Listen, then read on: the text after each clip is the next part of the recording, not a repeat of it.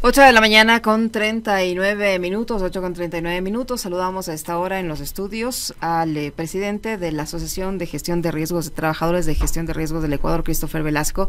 ¿Cómo está, Christopher? Qué gusto saludarle. Buenos días, bienvenido. Qué lástima que sean en las circunstancias en las que estamos atravesando en la capital de la República y otros puntos del país que están seriamente afectados por esta ola de incendios forestales. Ayer la capital de la República vivió una emergencia totalmente, varios puntos abiertos de incendios forestales en diferentes sectores de la ciudad causaron serias complicaciones, afectaron la calidad del aire y ahora mismo han obligado incluso al cierre de algunas escuelas de manera temporal por este día debido a la situación. ¿Por qué se producen estos incendios forestales de manera casi consecutiva, paralela, en varios puntos en un mismo día en la capital de la República? Bienvenido, le acompañamos a Alexis Moncayo, quien le habla a Licenia Espinel. Señor Alexis, qué verdadero placer a todos los radioescuchas, un verdadero gusto estar con ustedes. Lamentable también lo que estamos pasando, pero permítame hacer un agradecimiento y extender un reconocimiento a los cuerpos de bomberos del país y también a los organismos básicos de respuesta y socorro. Creo que a veces tenemos que tener unos mayores niveles de previsión sobre algunas cosas, pero no hay que descartar y no hay que dejar de reconocer ese trabajo incansable que hacen para salvar las vidas y sobre todo para preservar nuestro patrimonio natural. Antes de entrar al Distrito Metropolitano de Quito, yo sí quisiera hacer un contexto del nivel nacional. Creo que es importante pensar en tres líneas. Uno, el nivel institucional, digamos. Creo que cuando pensamos el Estado obeso y cuando desmantelamos la institucionalidad del Estado, tenemos estos problemas. No tenemos personal de la Secretaría de Riesgos, por ejemplo, en los diferentes territorios. Todo lo que estemos haciendo en monitoreo no puede ser articulado, digamos, a nivel de la política pública de los gobiernos locales. Y sobre esto, evidentemente también la capacidad de respuesta. Recuerde usted que algunos cuerpos de bomberos responden a la Secretaría de Gestión de Riesgos y otros responden a los temas municipales.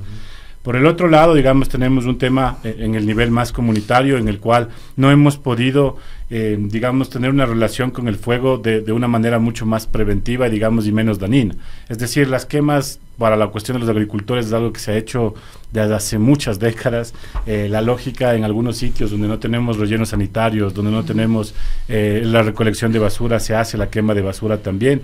Y esto no estoy justificando, pero estoy diciendo que hay una práctica de la comunidad a la cual hacemos un llamado corresponsable a, por lo menos en esta temporada, que es una temporada donde ya estamos viendo altas temperaturas, una lógica, principalmente ráfagas de viento bien importantes que pueden hacer que esta pequeña llama se convierta en un conato mucho más grande, no se produzca. Y por el otro lado, también, como lo ha dicho el alcalde y algunas otras autoridades, no hay que descartar el que esto pueda ser ocasionado por alguna persona de una manera indiscriminada, que además no da cuenta de que ya no solo está generando una afectación a nivel ecosistémico, sino también pone en riesgo a asentamientos humanos que están muy cerca, ¿no?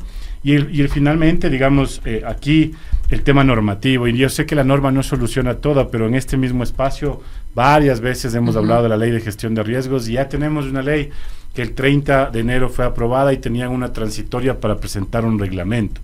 Un reglamento a la ley que es necesaria porque muchas de las cosas que está puesta en la ley necesita tener una operatividad y al Ejecutivo su plazo se le venció, digamos, hace más o menos unos 30 días.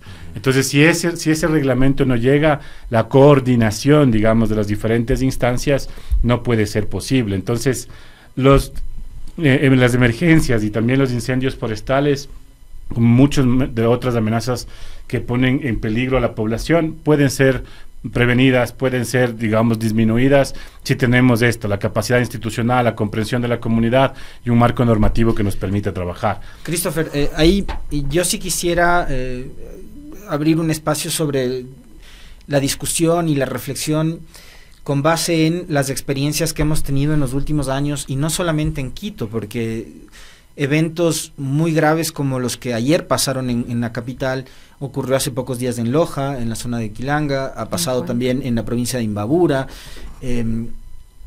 y ya deberíamos haber aprendido. Es decir, en Quito, digamos, este tema de los incendios forestales es algo recurrente de cada verano, todos los años, al menos desde hace 10, 12, 13 años o 15 años, y es un asunto que ha tendido a agravarse. El asunto es, ¿qué nos quedó de experiencia y por qué no estamos, digamos, ejecutando planes justamente para prevenir que no ocurran este tipo de situaciones en cada verano, que ya sabemos se vuelve seco y a veces se prolonga por más tiempo. Estamos 5 de septiembre y no tenemos todavía presencia de lluvias. Ahí le podría responder en dos formas. La primera, que en la agenda política, en la agenda pública, los riesgos siempre están en la atención de la emergencia. O sea, digamos, no conozco plan de gobierno de un alcalde que diga con claridad: voy a trabajar esto en la adaptación al cambio climático, esto en la reducción del riesgo, esto sobre la cuestión de incendios forestales. Estoy hablando de las autoridades locales. Hablo lo mismo a nivel de las prefecturas. Y cuando vamos a los planes nacionales, ahora que vamos a una campaña electoral, si usted revisaría, digamos, cada uno de los planes de gobierno, uno de los temas más marginales es el tema de riesgos. Y porque está entendido el riesgo, quizás, Alexis, como la capacidad de respuesta, como la lógica de la actuación hacia la cuestión de la emergencia. No en una lógica más integral que busque un tema de gobernanza y que busque sostener el modelo de desarrollo. Porque, como usted bien dice, las afectaciones que hemos tenido en varias provincias ya son recurrentes. Nosotros hemos tenido en Imbabura grandes incendios forestales, hemos tenido en Bolívar, hemos tenido en Cotopaxi, hemos tenido también en Guayas, y hay unas zonas donde tenemos unos niveles de exposición mucho más altos que ya se complican cada año, como usted bien lo menciona, por un tema de cambio climático y variabilidad climática. Las temperaturas que estamos viviendo en la capital pueden asemejarse fácilmente a las que podríamos tener en una ciudad subtropical o podríamos tener en el perfil costero. O sea, usted sale y el confort térmico de la ciudad es mucho más alto. Entonces, aquí lo que nos hace falta es pensar no solo el plan, sino pensar la capacidad institucional, la capacidad normativa que tenemos. Y ahí podríamos entrar a hablar un poco de Quito y lo que el alcalde mismo ha mencionado, digamos, hoy, ayer en la tarde. Quito tiene una estructura institucional, pero la pregunta ¿es la que está funcionando desde la manera reactiva la que necesitamos o necesitamos trabajar más prospectiva y más correctivamente?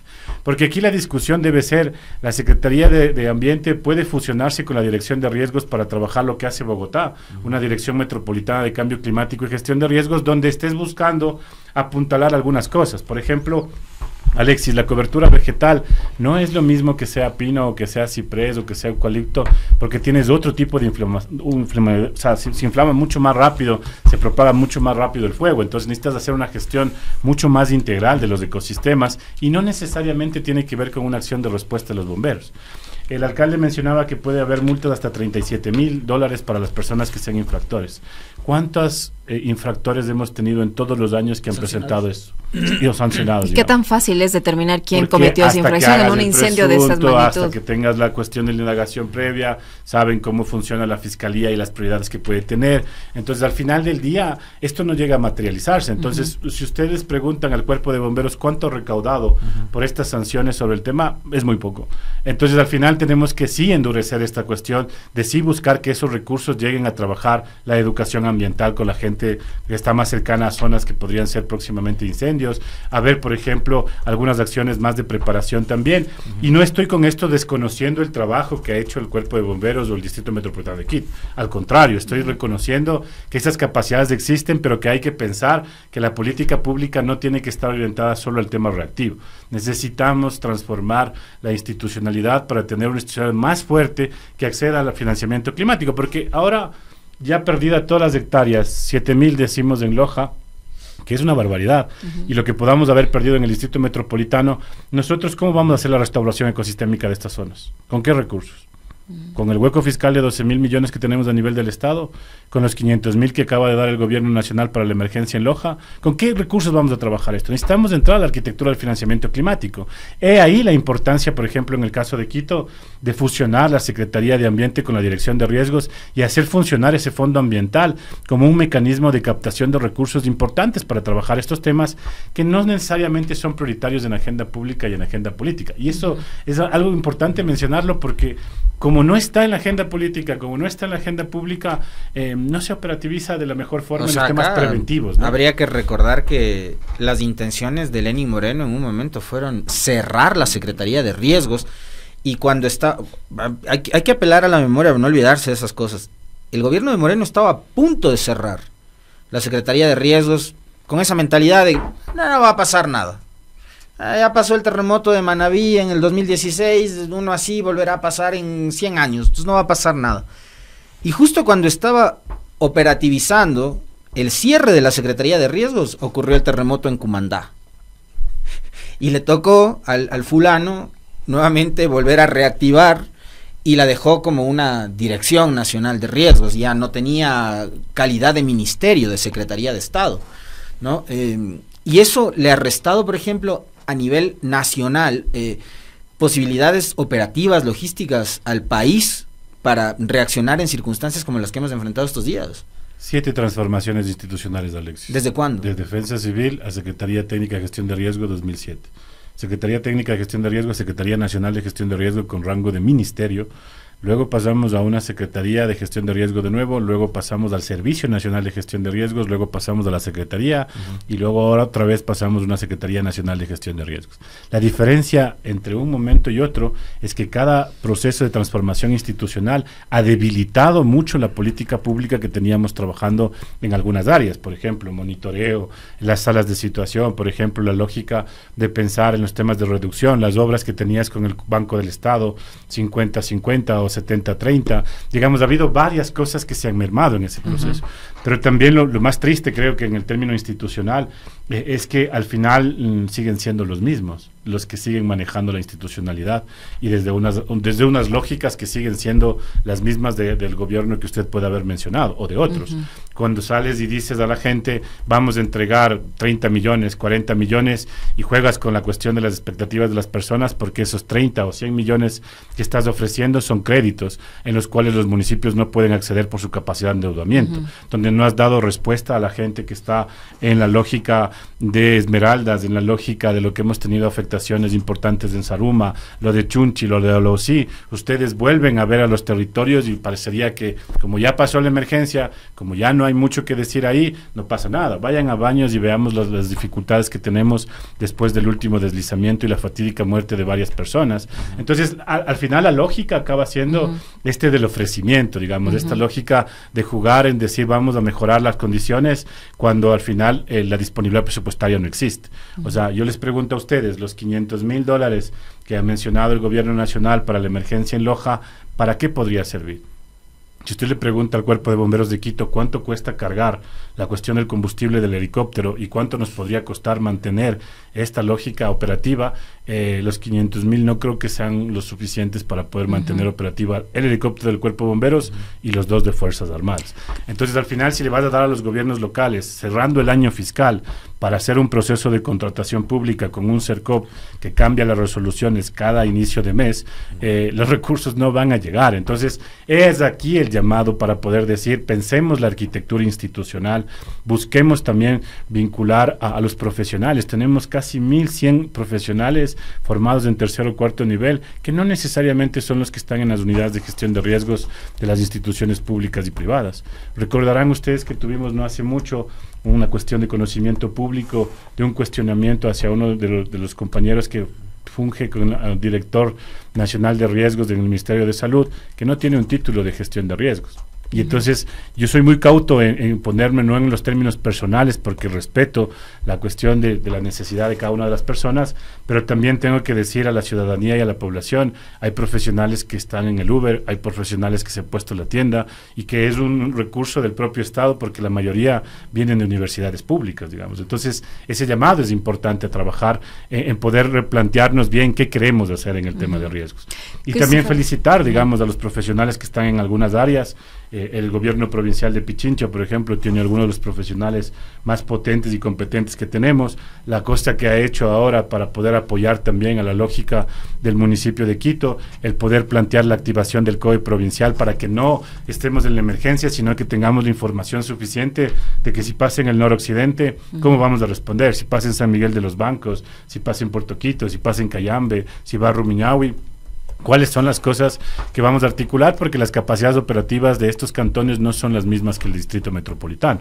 Entonces, esas acciones son importantes, el entender que esté trabajando en los temas de la actualización del plan de desarrollo, poniendo un eje importante sobre la cuestión del cambio climático y el riesgo, habla bien de lo que se puede estar haciendo. Entonces, me parece que cuando hay profesionales y hay capacidad para poder guiar estos procesos, la voluntad política va a aparecer, la lógica de la institucionalización de esta política pública va a estar plasmada en beneficio de la gente, porque aquí lo que está en juego, digamos, es nuestro bienestar y el modelo de desarrollo que cada vez se trunca con el incendio forestal, con la inundación, con el deslizamiento, con el terremoto, y esto en un momento de crisis tan compleja a nivel económico no podría ser una posibilidad, porque sigue agudizando estos procesos que ya vivimos y que todos padecemos, la inseguridad, por ejemplo. Christopher, usted mencionaba que estamos lamentablemente acostumbrados a la respuesta reactiva y no proactiva, pero nos olvidamos también que estamos viviendo un cambio climático terrible y que todos los pronósticos indican que la región andina enfrentará cada vez más eventos extremos, sequías, lluvias fuertes, etcétera, y ahora mismo tenemos este problema en nuestro país. ¿Qué se está haciendo frente a esta realidad o qué se puede hacer frente a esta realidad? Porque podemos tener buena voluntad, podemos tener gente capacitada, podemos tener los recursos, pero contra la naturaleza, si no la cuidamos, nadie puede hacer nada más.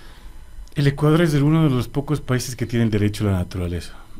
El Ecuador es uno de los pocos países que ha hecho iniciativas como el ITT y Yasuní, por ejemplo, y de decirle al mundo: no queremos extraer, pon los recursos para no hacer la extracción. El Ecuador es uno de los países más megadiversos que hemos tenido proyectos como Pro Amazonía o Amazonía sin Fuego para la conservación de algunos sectores importantes ecosistémicamente hablando. Aquí hay un montón de fondos de la conservación y la biodiversidad, no solo para Galápagos, sino también para principalmente zonas megadiversas, digamos. Nosotros nos hemos pronunciado a no a la minería en el Chocó andino, por ejemplo, hemos pronunciado no a la explotación del Yasuní, pero en un momento del contexto de una crisis económica, una crisis de inseguridad, una crisis política y una crisis ambiental, las cosas que podamos tornar en cada una de estas aristas que podemos abordar del desarrollo no son las mismas. O sea, yo puedo decir ahora no explotemos el Yasuní ITT, perfecto. ¿Y cómo suplo, digamos, esos recursos del Yasuní ITT? ¿Cuál es la otra iniciativa? ¿Sobre qué vamos a trabajar? ¿Bonos de carbono? ¿Vamos a trabajar sobre la cuestión de tener captación, digamos, de algún otro tipo de cooperación? Y aquí lo que pasa es que no tenemos la institucionalidad solvente del Estado. Las notas de concepto para la adaptación al cambio climático o la mitigación al cambio climático reposan muchas de las veces en la Subsecretaría de Cambio Climático. Y un proceso de acceso a financiamiento a cambio climático demora no menos de 3-4 años, digamos. Entonces, necesitamos ser mucho más eficientes en esto.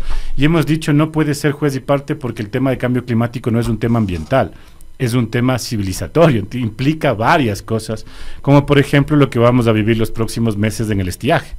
O sea, nosotros tenemos una variabilidad climática que lo que conocíamos como verano ya se ha prolongado, lo que conocíamos como invierno se ha trasladado, tenemos lluvias intensas en periodos muy cortos, y como tenemos una dependencia a las centrales hidroeléctricas en la generación y no se han tomado las medidas respectivas para dar mantenimiento a otras que tenemos como termoeléctricas y demás, lo que vamos a sufrir es otra vez apagones, vamos a sufrir una recesión en la economía y al final vamos a seguir culpando a la naturaleza. El cambio climático tiene su efecto. Nosotros no somos los más contaminadores. Los países que más contaminan y los que tienen que financiar estos proyectos de adaptación y mitigación tienen que pasar a ser una cosa mucho más eficiente. Pero cuando no hay Estado, la cooperación también plantea algunas soluciones que no necesariamente son las que la ciudadanía requiere. O sea, usted puede tener, yo le muestro más o menos, le enseñé que en las 23 provincias, perdón, todos tienen planes de cambio climático, por ejemplo. ¿Cuántos aplican ese plan de cambio climático? A lo mejor no solamente está en el instrumento, a lo mejor está en cómo financiamos las cadenas productivas, cómo las hacemos más resilientes, cómo buscamos tener, digamos, una lógica de entender los seguros, los reaseguros de la producción agrícola, cómo buscamos tener mejores tasas de interés para la cuestión del crédito verde y diferentes cosas en las estructuras, por ejemplo, de la economía popular y solidaria, cómo está colocando la CONAFIT de estos créditos, cómo estamos haciendo que el Ban Ecuador no sea el de 5,000 para que te sirva, ¿para qué? Para la salchipapa, para la lógica de subsistencia, cuando podemos financiar grandes recursos a pequeños, a MIPINES, por ejemplo, o a mismas organizaciones de la EPS que no tienen el pago del gobierno nacional desde hace como 8 meses, 9 meses y te están quebrando todos sus negocios. Entonces el contexto es complejo y digo, el riesgo no tiene que ver solo con los fenómenos naturales, tiene que buscar analizar el contexto, digamos, en el cual nos encontramos y sobre esas dinámicas, de esas relaciones sociales, políticas, económicas que tenemos, qué podría pasar cuando un evento de origen natural se pueda materializar. Ese es el grave problema que tenemos hoy en el Ecuador. O sea que sobre la complejidad de la mayor nivel de exposición de los fenómenos naturales, hay unas vulnerabilidades estructurales que cada vez son mucho más complejas, o sea, la pobreza, el desempleo, etcétera. Entonces creo que ahí es el llamado, y respetuoso también siempre a todos los aspirantes o sea, a ser ejemplo, presidentes. Ahora la única persona que está denunciada por prender fuego era una señora que estaba quemando troncos para fabricar carbón para vender. Exactamente. Las condiciones que usted ha hablado. Y entonces al final la norma tiene que aplicar a esa pobre gente que está buscando. Exactamente. Eso es lo que estamos pensando que es el camino sobre la cuestión, cuando también tenemos industria que evidentemente genera niveles de contaminación importantes, que no cumple con las normas de calidad del aire sobre la cuestión de su producción. Cuando tenemos gente que al final del día también genera unos daños ecosistémicos importantes con la deforestación, cuando tenemos un poco control sobre la cuestión de nuestros patrimonios naturales en las ACUS, por ejemplo, entonces la norma y el peso del Estado no puede caer contra los más débiles solamente, sin eludir, digamos, la acción que pueda tener la compañera, pero no es para determinar esa sanción a quien menos lo tiene, digamos. Entonces, el llamado siempre es a hacer que la gestión de riesgos sea un mecanismo y el cambio climático sea un mecanismo para sostener el modelo de desarrollo. Si nosotros revisamos el PUCS de Quito, veamos cuáles van a ser las áreas de conservación que tenemos y sobre esas trabajemos.